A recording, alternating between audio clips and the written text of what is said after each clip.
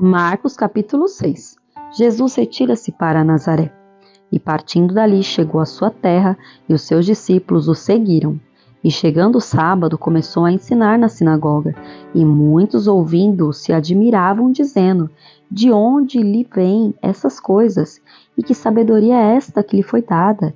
E como se fazem tais maravilhas por suas mãos? Não é este carpinteiro, filho de Maria, irmão de Tiago, e de José, e de Judas, e de Simão? E não estão aqui conosco suas irmãs? Escandalizavam-se nele. E Jesus lhes dizia: não há profeta sem honra, senão na sua terra, entre os seus parentes e na sua casa.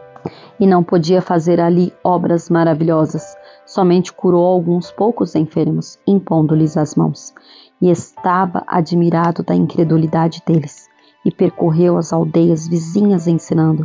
Chamou a si os 12 e começou a enviá-los de 2 a 2, e deu-lhes poder sobre os espíritos imundos, e ordenou-lhes que nada tomassem para o caminho, senão um bordão, nem alforge, nem pão, nem dinheiro no cinto, mas que calçassem sandálias e que não vestissem 2 túnicas.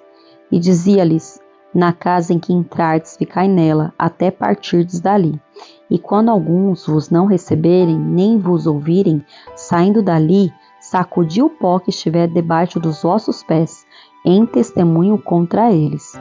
Em verdade vos digo que haverá mais tolerância no dia do juízo para Sodoma e Gomorra do que para os daquela cidade. E saindo eles, pregavam ao povo que se arrependesse, e expulsavam muitos demônios, e ungiam muitos enfermos com óleo e os curavam. A morte de João Batista. E ouvindo isso, o rei Herodes, porque o nome de Jesus se tornara notório, e disse: João, que batizava, ressuscitou dos mortos, e por isto essas maravilhas operam nele. Outros diziam: é Elias, e diziam outros: é um profeta, ou como um dos profetas. Herodes, porém, ouvindo isso, disse: este é João, que mandei degolar, ressuscitou dos mortos. Porquanto o mesmo Herodes mandara prender a João, e encerrá-lo manietado no cárcere, por causa de Herodias, mulher de Filipe, seu irmão, porquanto tinha casado com ela.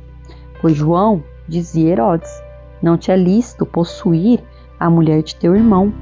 E Herodias o espiava e queria matá-lo, mas não podia, porque Herodes temia João, sabendo que era varão justo e santo, e guardava-o com segurança, e fazia muitas coisas, atendendo-o, e de boa vontade o ouvia.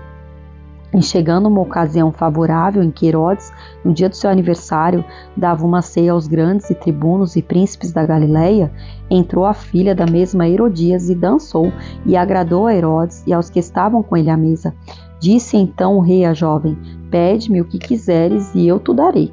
E jurou-lhe dizendo: tudo o que me pedires te darei, até metade do meu reino. E saindo ela, perguntou à sua mãe: que pedirei? E ela disse: a cabeça de João Batista. E entrando apressadamente, pediu ao rei, dizendo: quero imediatamente, me des num prato a cabeça de João Batista. E o rei entristeceu-se muito, todavia, por causa do juramento e dos que estavam com ele à mesa, não quis negar. E enviando logo o rei o executor, mandou que lhe trouxessem ali a cabeça de João. E ele foi e degolou na prisão. E trouxe a cabeça num prato e deu à jovem, e esta deu à sua mãe. E os seus discípulos, tendo ouvido isso, foram, tomaram seu corpo e o puseram no sepulcro. A primeira multiplicação dos pães e peixes. E os apóstolos ajuntaram-se a Jesus e contaram-lhe tudo, tanto o que tinham feito como o que tinham ensinado. E ele disse-lhes: vinde vós aqui à parte, a um lugar deserto, e repousai um pouco, porque havia muitos que iam e vinham, e não tinham tempo para comer. E foram sós num barco para um lugar deserto.